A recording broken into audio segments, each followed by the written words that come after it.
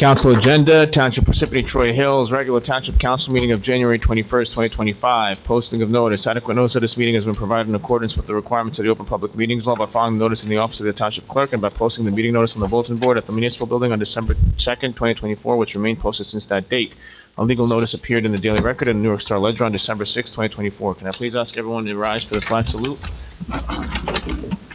Allegiance to the flag of the United States of America, and to the republic for which it stands, one nation, under God, indivisible, with liberty and justice for all.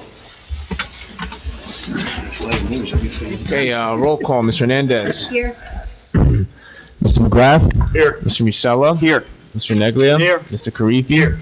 Also in attendance are Mayor James Barbario, Business Administrator Jamie Cryan, Township Attorney Michael Lavery, and Municipal Clerk Colette Madden. Council President, we have a quorum. You may begin.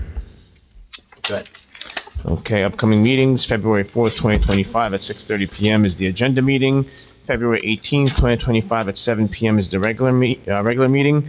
For the public, we're going to go into a quick closed session for a few minutes to discuss some attorney-client privilege matters.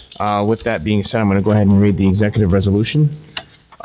Whereas the Open Public Meetings Act, PL 1975, Chapter 231 permits the exclusion of the public from a meeting in certain circumstances, whereas the Township Council is of the opinion that such circumstances presently exist, and whereas the Township Council wishes to discuss attorney-client privilege, affordable housing, and whereas minutes will be kept, and once that matter involving the confidentiality of the above no longer requires confidentiality, the minutes can be made public. Now therefore be it resolved by the Township Council of the Township of Parsippany-Troy Hills that the public be excluded from its meeting. Motion to adjourn into closed session. Motion. Second. Motion made by Mr. Neglia, seconded by Mr. Musella. Roll call, Mr. Hernandez. Yes. Mr. McGrath? Yes. Mr. Musella? Yes. Mr. Neglia? Yes. Mr. Karifi? Yes. Okay, we're gonna adjourn briefly into closed session. We should be back in a few minutes. Okay, can I please have a motion to go back into public session? Motion. Second. Motion made by Mr. Neglia, seconded by Ms. Hernandez. Roll call. Mr. Hernandez. Yes. Mr. McGrath? Yes. Mr. Musella? Yes. Mr. Neglia? Yes. Mr. Karifi? Yes. Okay, before we continue, I'll turn it over to the Township Attorney. Sure. We emerged from executive session at 7:27 p.m. where we discussed one attorney-client privilege and litigation matter dealing with the affordable housing. No official action was taken. Copies of these minutes will be available at such time as the council determines there is no harm to the public interest. Thank you. At this time, I'm just going to call very, very briefly Attorney Mr. Glass, just to kind of quickly explain what we discussed very quickly. 30 seconds. No, I'm just kidding. Thank you very much. So before the governing body and for the public's information, there's a resolution regarding affordable housing. There is a statute that requires municipalities throughout the state to take action committing to the affordable housing obligations. The numbers calculated by the Department of Community Affairs. Those numbers were generated in October. The municipalities have had a chance to review the same. There is a basis to review them, and I don't want to say contest them, but an issue with some of the calculations, with one factor of the statutory, one of the statutory factors. The township's affordable housing planner has reviewed that. A report analysis was issued and would be provided with the resolution. The Department of Community Affairs issued obligations that are 138 units of present need, which for simplicity is rehabilitation units that exist that are rehabilitated for affordable housing, and 553 units of prospective need, new construction, which is a theoretical obligation of how many units need to be constructed in the next round of affordable housing, which is a 10-year period. Through the analysis provided by the planner, the land capacity factor, which is basically the available developable land in the municipality in a simplified way of looking at it.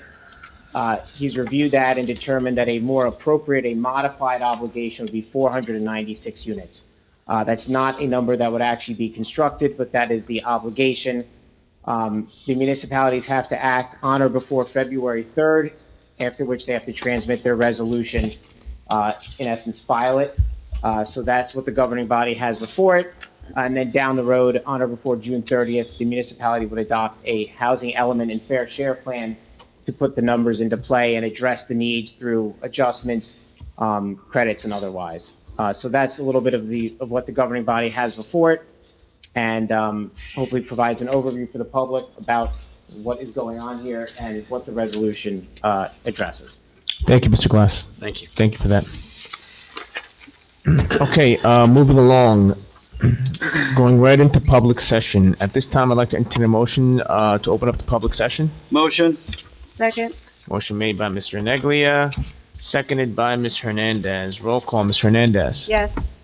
Mr. McGrath. Yes. Mr. Musella. Yes. Mr. Neglia. Yes. Mr. Karifi. Yes. Okay, the floor is open to the public. You have 5 minutes to speak on any matter. Good evening, Ken Dolsky. First, I would like to thank you very much for putting the resolution for the Climate Superfund Act on the agenda, and I will optimistically thank you in advance for passing it. Second, I would like to know if, as part of the fair share housing work that you've been doing, if you used the information that was provided by the Highlands Council, and what, if any, effect did that have on your numbers, and what you think is, your position going to be? Has it helped, or where does that stand? Is that, are you done with all your questions? Yes. Okay. Yes, please. Good evening, Ed Snikes with Burgess Associates. We did look at the Highlands information, but that information was different than the Department of Community Affairs from the standpoint of the data sets that were referenced by the legislation of the state. So therefore, we will be going forward using the Highlands data in order to look at adjustments, something called a vacant land adjustment, which is what we did in the third round to reduce our number, but we'll be doing the same thing in the fourth round. So we will be using the Highlands data for that specific criteria. We didn't want to deviate from the DCAs because DCA came up with the specific analysis outlining the legislation. So it was advisable for us just to use the DCA calculation. You don't know, but net. Can't go back. No, we can't go. I'm sorry. I know. Ken, he tries that. We gotta stop him.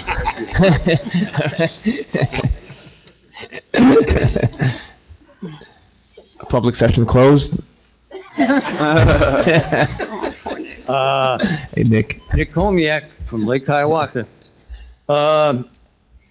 Two quick questions that don't slip my mind. What's going on with the trash nets that we talked about to try to get, to catch all that stormwater runoff, all that plastic and styrofoam that's affecting the Troy meadows? And thanks for putting the climate resolution. And I have a question about the affordable housing. We say vacant land, but doesn't Parsippany have a lot of land that's suitable for redevelopment? So in other words, we shouldn't be taking any vacant or undeveloped land. And do we have a mechanism to challenge something if we think it's inappropriate? I know the NJSA 5227D has different criteria concerning environments and enforcement of master plans. Like right now, there's something going on in the town. We have a conservation zone, and we have a nonprofit religious institution who's trying to stick 29 units, 6 affordable, in a conservation zone. So I would think that's an example right there of an inappropriate proposal.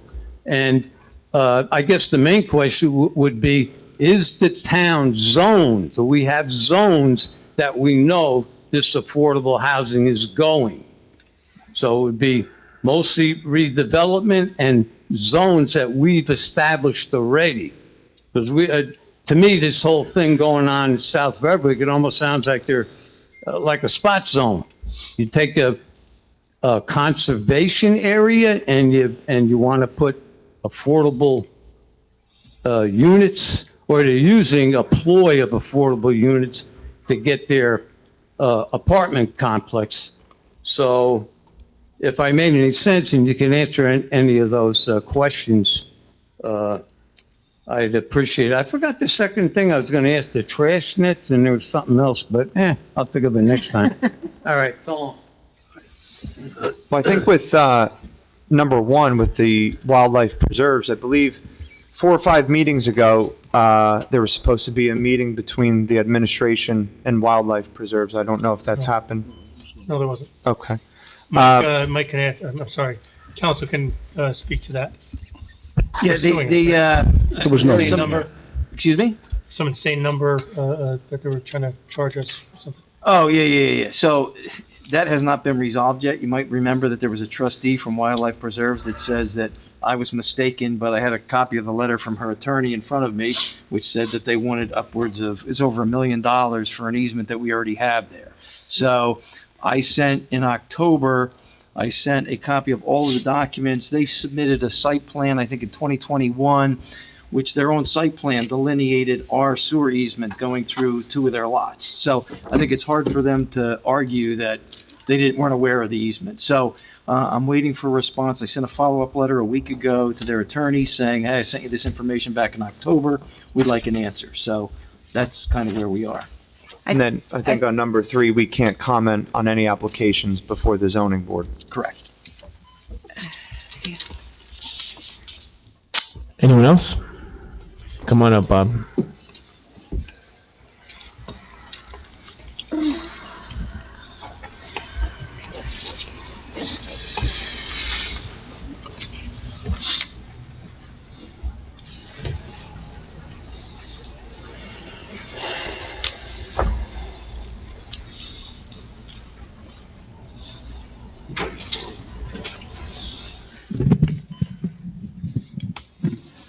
Bob, excuse me, Bob Venezia of Parsippany.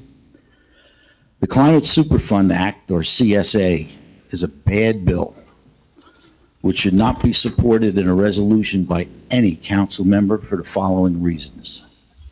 First, both the proponents and the opponents of the CSA generally agree that the bill does almost nothing to alleviate the core problem of reducing greenhouse gas emissions.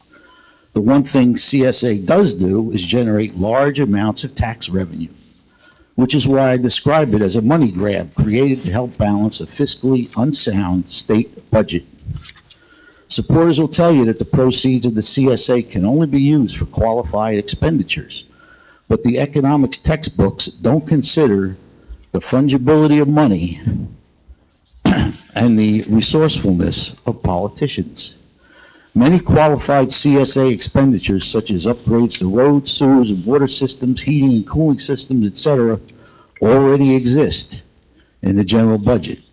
All you have to do is designate CSA funds for some of these existing qualifying projects and then shift the money currently being used to fund them to other items in the budget or to surplus. I also describe the CSA as a backdoor tax on New Jersey residents because energy companies will simply pass along the assessment to the public. Renowned economist Joseph Stiglitz says that cannot happen because any attempt to pass the cost along to consumers will cause them to lose market share to companies that are not being assessed. There are several problems with Stiglitz's reasoning. First, as Stiglitz stated, the CSA does not affect the global price of oil. But, like other overhead items such as marketing and taxes, it will affect the price of gasoline at the pump. In simple terms, the CSA is just another form of tax. Second, for economic reasons, the energy companies have no choice but to pass the CSA onto consumers. On average, fuel companies make 14 cents on every gallon of gas that is sold. If the CSA is passed, New Jersey will impose an estimated charge of $2 billion per year, while during the same period of a year, the state pumps 4.6 billion gallons of gas per year. If you do the math, that comes to an assessment of 44 cents per gallon, which cannot possibly be absorbed when you only make 14 cents of profit to begin with? And who are these companies not being assessed that will exert pricing pressure if the offending companies try to pass the cost on to consumers? 38 of the largest energy companies in the world are being targeted by New York. So really, who is left to exert this pricing pressure? Next, supporters of the CSA want fossil fuel companies to pay for damages caused by climate change. I disagree. Consumers, including everyone in this room, have voluntarily decided to burn fossil fuel products for transportation, electricity, home heating, cooling, etc., knowing full well that in exchange for not having to live in the Stone Age, there will be some damage to the environment. If anyone should be blamed for fossil fuel damage to the environment, it should be the public. I would like to make one final comment about the CSA. The state of New Jersey will be sharing some of the CSA money with politically connected municipalities. Now, consider the results that was returned by artificial intelligence when I asked on the computer the question, will most of the funds from the New Jersey Climate Superfund Act be distributed to less affluent municipalities? The response was 30 yes. seconds, sir. Yes, the New Jersey Climate Superfund is designed to prioritize less affluent municipalities that have been disproportionately affected by climate change. These communities often lack the resources to effectively respond to and recover from climate-related changes, and so on. And so basically, Parsippany should not expect to receive any CSA money. In summary, the new... Time's up, Bob. Okay. You got it. Thank you. Bob, I appreciate your comments. I'm supporting it because climate change, we understand it now. Everybody here understands it now, but for years, these companies did understand it, and they did not do anything for renewable energy and kept the prices of fossil fuels low. We have a super fund that pays for toxins in our water. We agree that polluters that pollute should clean that up. It's the same thing. And people, we can't blame people for the only thing that they have. Henry Ford made an electric car. There was electric cars a long time ago. It was easier and cheaper, and the big guys made a lot of money. And the money will go to the municipalities. And you say that they'll be taxed. I beg to differ because we are being taxed. An average person in the next few years, they expect will be $65,000 per household. Those taxes come to us when we have to make these repairs to stormwater, floods, everything that's going on. Besides the stuff that you don't understand, not that you don't understand, that we don't understand when somebody gets sick, somebody has lung cancer, somebody has emphysema and COPD, and all these things are just part of that. So we disagree on that, but I just wanted to point some of those things out. It's, I think, really important that the big polluters start taking responsibility. I'm not worried about Exxon, just like DuPont, you know, and Love Canal and all those things before in the past. If you're polluting, you got to clean it up. Plain and simple. We're not gonna. Okay, we're not going to go back and forth. I know, I understand, and I appreciate we can talk, you and I, but and I think Stiglitz was correct in his report. Yeah, I have a different perspective, and it's always good to hear both sides of an argument. I am not in support of this resolution. I'll keep a lot of my comments about why it was just added along with some other resolutions in my council report, which I really do not like. But, you know, I think the best way to promote a social goal is allowing market forces to determine the most cost-effective way for companies to meet their emission goals. And I think that's what cap and trade currently does. It provides a financial incentive for companies to hit their emission goals while allowing them economic flexibility. And I think the message that I constantly hear from businesses, whether they're small or large in New Jersey, or at least in Parsippany, is that they are overly regulated, they are overtaxed, and they deal with too many mandates that is causing them to pack up and leave the state.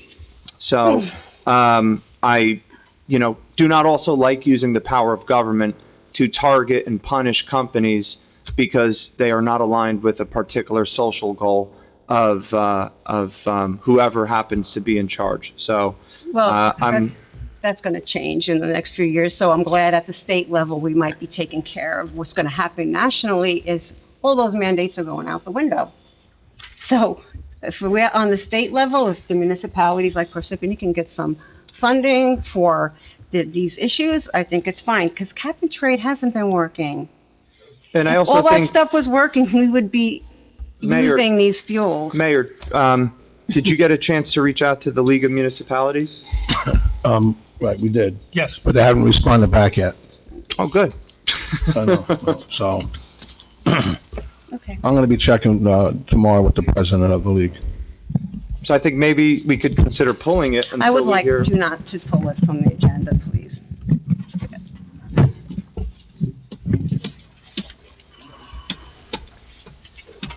My name is Jack Reyes. I'm a member of the Parsippany Board of Education. My views are my own as a private citizen and do not necessarily reflect the views of the Board of Education. On January 8th, I attended one of 4 statewide hearings of the School Funding Reform Act. The hearing I attended was in Somerville, New Jersey. About 60 people were in attendance, most of whom were from northern and central New Jersey school districts. There was a mix of Board of Education members, superintendents, and other administrators, as well as some concerned citizens. It was a learning experience for me to hear some of the problems other school districts have. Many raised the same issues and suggestions as we did. Attending a meeting with so many other districts in attendance made me thankful that this administration has managed its budgets as well as they have. Many school districts have been impacted far more harshly than Parsippany. None of them raised the issue of pilots, which indicated that towns are not pursuing a pilot strategy. Despite the absence of pilots, several districts have had to make draconian cuts in teachers and other personnel, along with increasing class sizes. One school district mentioned a teacher headcount reduction of 27 teachers, and it wasn't an exceptionally large district. It was much smaller than Parsippany. Other districts have had smaller cuts. If not for delays in the opening of 1515 Route 10, which was projected for late 2024, there would already be an influx of over 200 students in Parsippany schools, Littleton, Brooklawn, and Parsippany Hills. While we have the physical space in the school district, while the physical space exists, new teachers and support personnel would have to be hired or class sizes would have to be increased. This will only exacerbate budget strains for the next school year, which is 2025-2026. Before the June primary, the town should be aware of the additional costs of educating students on pilot projects and the absence of revenue to hire the necessary additional teachers and support personnel. The only other option is to radically increase class size. And we had a taste last year of parents' reactions to just the possibility of increased class sizes, and it was not very welcome. Thank you.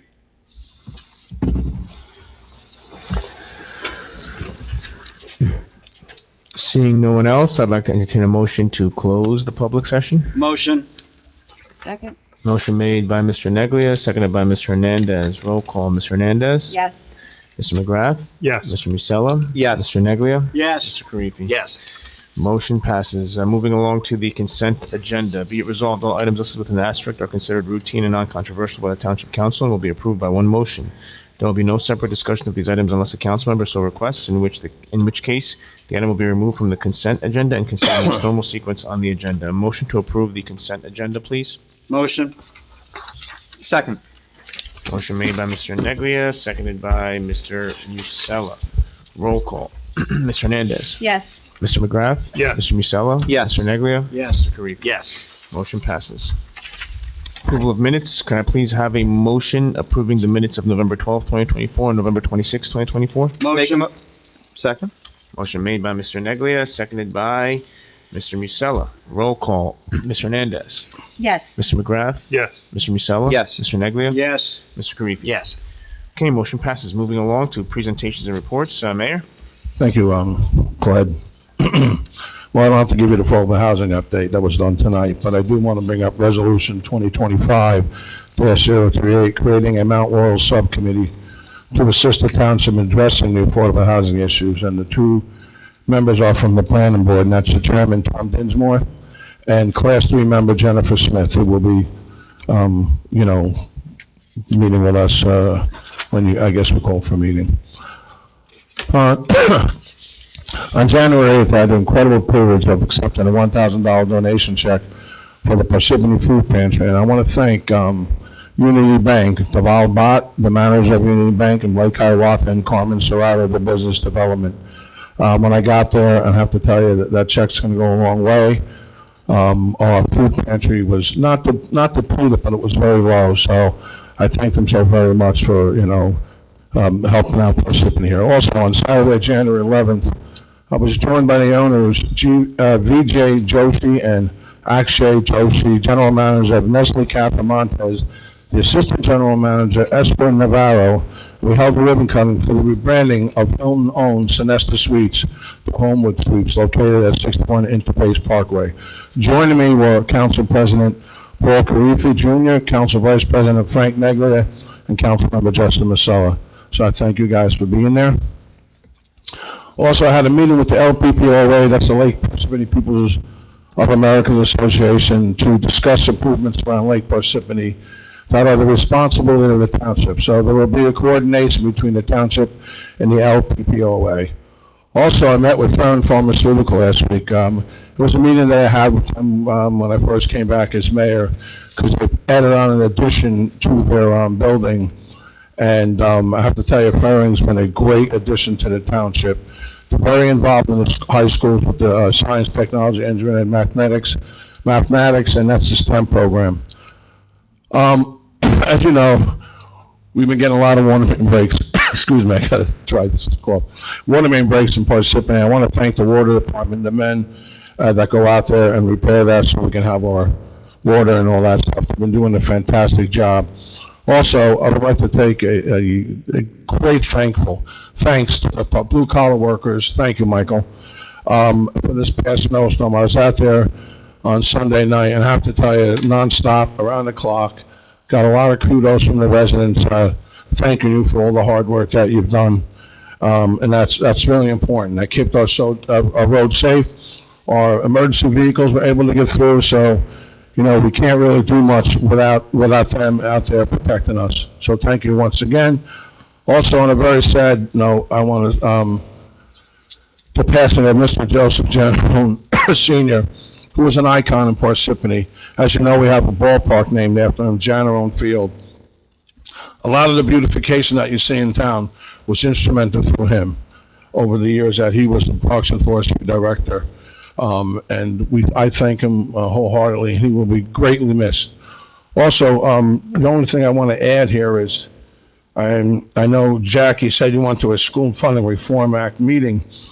I'd like to know if you went as a resident or a Board of Education member. Because, I don't know if you can just continue to come up here and say, I'm not up here as a Board of Education member, here as a resident. And I'm going to say it every time you come up, because you're a Board of Education member.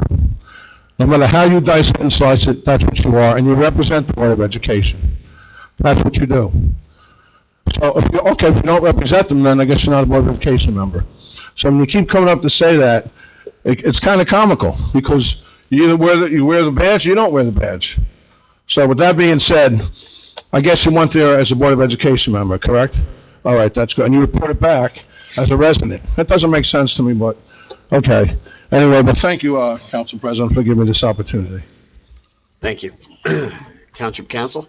Okay, I'll just have to say, I don't have a report per se, but I just want to let people know, and people that are listening and watching the video, that the Parsippany Environmental Advisory Committee meets on the second Wednesday at 6:30 at the library, and the Traffic Advisory Committee meets on Thursday at 7, the third Thursday at 7, and they're open to the public, and we'd love to have the public come to the meetings.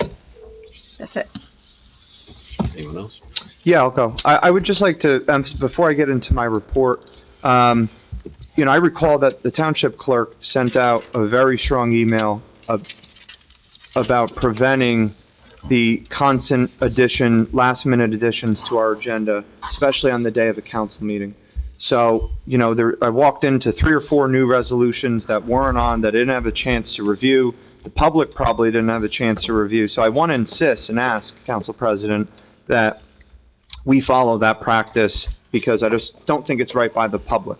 And it's really disheartening to walk into resolutions that I am not prepared for. But in any event, I'd like to congratulate the Parsippany Regional Ice Hockey Team for their 5-0 shutout against Morris Catholic.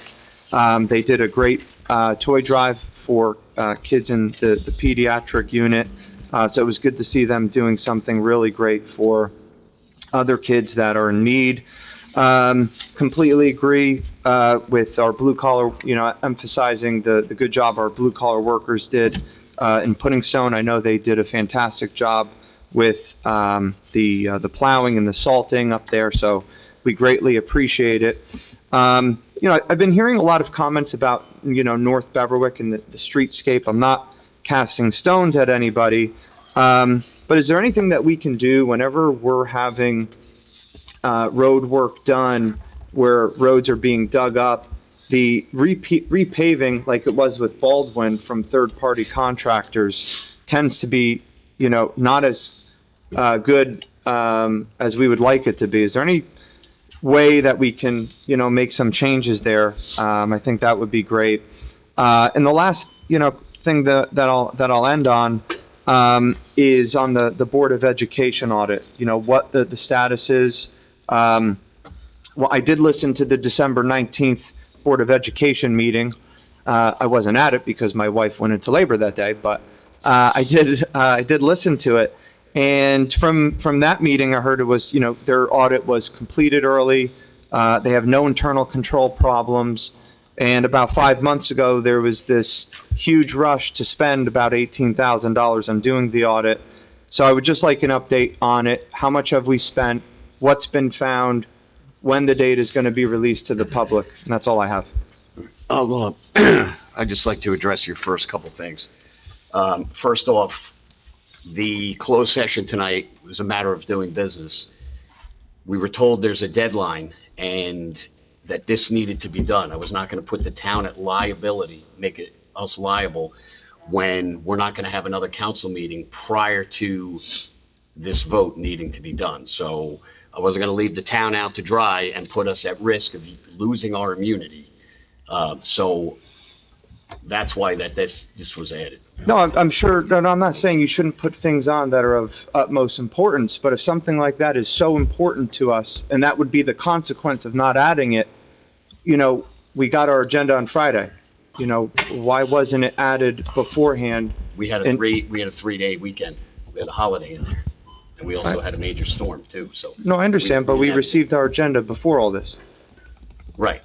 Right. We didn't have, today was the first day back at work. We had a holiday yesterday. What my point is, if something is so important to be added to the agenda, it should be added at the time that the council receives the agenda, so we have the time to talk to our constituents, review what's being added, and if something is so important to be added, it should just be sent to us at the time we receive the agenda. That's my point. Well, regarding that, Justin, I have to disagree with you. It's a matter of doing business when things come up to put them on the agenda. Sometimes things don't come up until the last meeting. I'm sure you have 2 Board of Education members here that can attest that they have addendums at every single meeting that things weren't on the original agenda. It happens. Things come up. So you can wait for an extra 2 weeks or you can bring them up. We don't have to vote on them sometimes, or you don't have to approve them if you don't agree with them, but we all know what's going on here, and we all know that things come up. It's a matter of doing business. It happens. I don't agree that we should have to wait an extra 2 or 4 weeks. If it comes up, it should be put on the agenda, and we should get here a little early to read the agenda. I know I do. I know Council President Karifi does, and if we have questions, we ask people, but my personal opinion is it's a matter of business, doing business. It happens, and that's just part of being in the township or Board of Education, which does the same thing, because I was part of that for many years, and we did the same thing there. And regarding other items in town, I'd like to congratulate Nick Bronzino, who was made the executive director, and they took the interim title off. Nick, you deserve it. You're a great person. You've reached out to a lot of different people in town that are running other organizations to try to partner with them and do a lot of good things for the town. Listening to you in the meetings, I'm sure Jack can attest to it. You seem like you have a lot of great ideas, and we are really excited to have you in that position. We're excited to work with you. I know you're doing some work now, thanks to myself and Jack, with the schools, that you're going to be doing some artwork on the walls. I'm really excited to see some of that artwork and some of the other things the schools are going to do, all the different art classes. I'm very excited to see that. I'm sure the Board of Education is, and I'm sure the residents will like it as well. Regarding the library, I really have not had any recent meeting, but we have a meeting coming up. I'll report on that in the next meeting. And regarding the great job that the blue-collar workers did, it was just amazing. I go to other towns. I drive to other towns on my way to work, and no towns are even close to what our guys do in this town. You guys are phenomenal. I thank you for the great dedication and loyalty you have. And you guys, in my opinion, is second to none, and you're awesome. So I want to thank you for that. I'll just add to that. So when I went to the gym this morning, it was 1 degree with a real feel of -5. And guess who came around my house 2 hours later? Sanitation department, collecting the garbage in that kind of weather. So thank you. Yeah. Did you get an extra workout lifting your garbage, giving it to them? I don't have to give it to them. They lift it themselves. We have I know you're they weak. come and lift our garbage.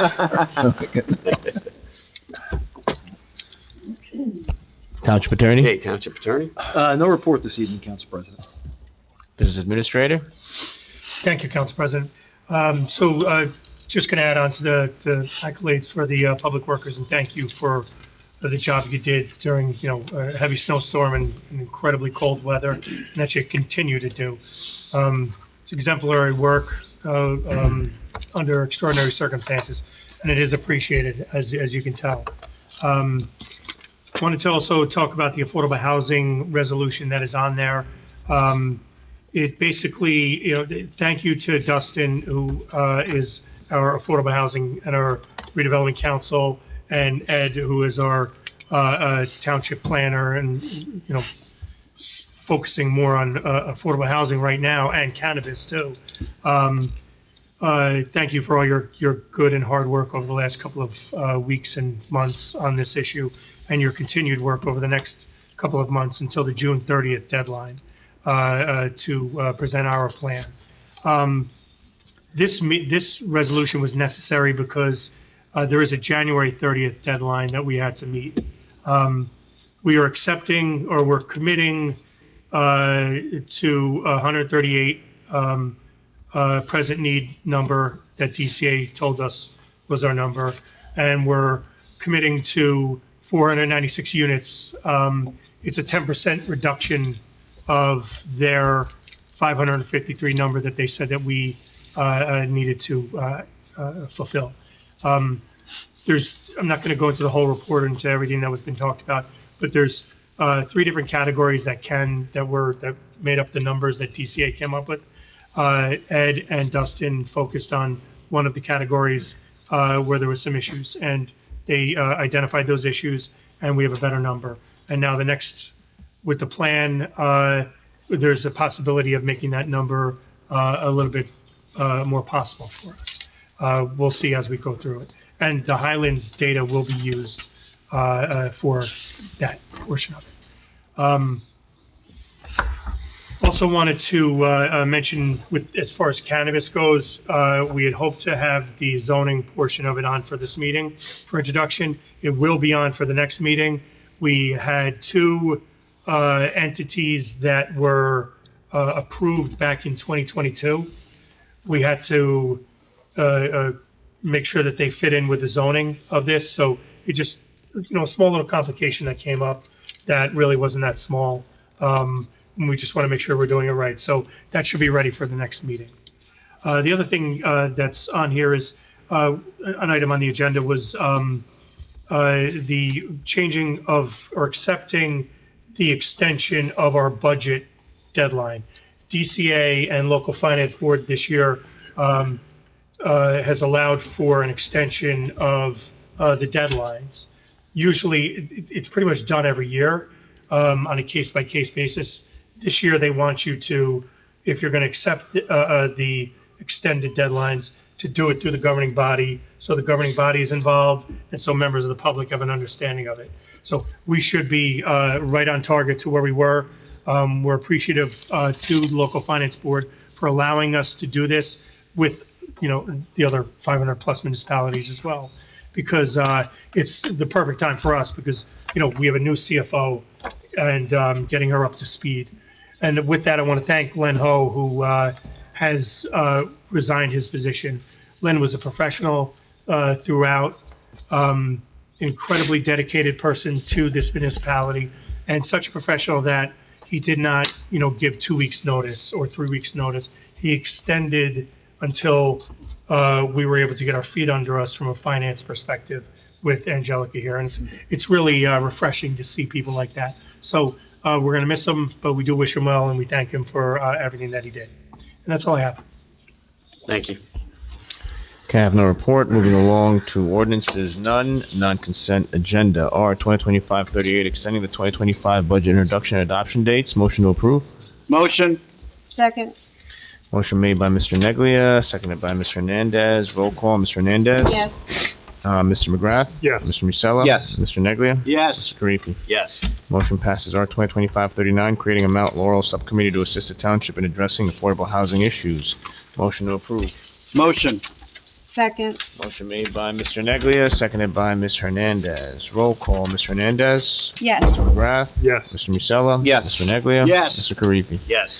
Motion passes. R 2025-040, authorizing approval to submit a grant application and execute a grant contract with the New Jersey Department of Transportation for the Gretchen Street Bridge Replacement Project over the Troy Brook Tributary. Motion to approve. Motion. Second. Motion made by Mr. Neglia, seconded by Ms. Hernandez. Roll call. Mr. Hernandez. Yes. Mr. McGrath. Yes. Mr. Musella. Yes. Mr. Neglia. Yes. Mr. Karifi. Yes. Motion passes. R 2025-41, authorizing change order number 1 for the North Beverwick Streetscape Phase 1 project. Motion to approve. Motion. Second. Motion made by Mr. Neglia, seconded by Ms. Hernandez. Roll call, Mr. Hernandez. Yes. Mr. McGrath. Yes. Mr. Musella. Yes. Mr. Neglia. Yes. Mr. Karifi. Yes. Motion passes. R 2025-42, authorizing change order number 1 for the Edwards Road Improvement Project Phase 2. Motion to approve. Motion. Second. Motion made by Mr. Hernandez, seconded by Mr. Neglia. Roll call. Mr. Hernandez. Yes. Mr. McGrath. Yes. Mr. Musella. Mr. Neglia. Yes. Mr. Karifi. Yes. Motion passes. R 2025-43, authorizing change order number 2 for the meter replacement program. Motion to approve. Motion. Second. Motion made by Mr. Neglia, seconded by Mr. Hernandez. Roll call, Mr. Hernandez. Yes. Mr. McGrath. Yes. Mr. Musella. Yes. Mr. Neglia. Yes. Mr. Karifi. Yes. Motion passes. R 2025-44, authorizing change order number 1 for the well redevelopment services for wells 18 and 19 and pumping replacements for wells 18 and 19. Motion to approve.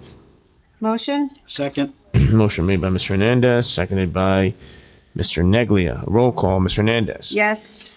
Mr. McGrath. Yes. Mr. Musella. Yes. Mr. Neglia. Yes. Mr. Karifi. Yes. Motion passes. R 2025-45, authorizing the purchase of one 2024 Ham HD 12V Vibe Roller. Motion to approve. Motion. Second. Motion made by Mr. Neglia, seconded by Ms. Hernandez. Roll call, Mr. Hernandez. Yes. Mr. McGrath. Yes. Mr. Musella. Yes. Mr. Neglia. Yes. Mr. Karifi. Yes. Motion passes. R 2025-46, authorizing change order number 2 for the emergency agreement with Online Contracting Incorporated for the replacement of the East Heading Place retaining wall. Motion to approve. Motion. Second. Motion made by Mr. Neglia, seconded by Mr. McGrath. Roll call, Mr. Hernandez. Yes.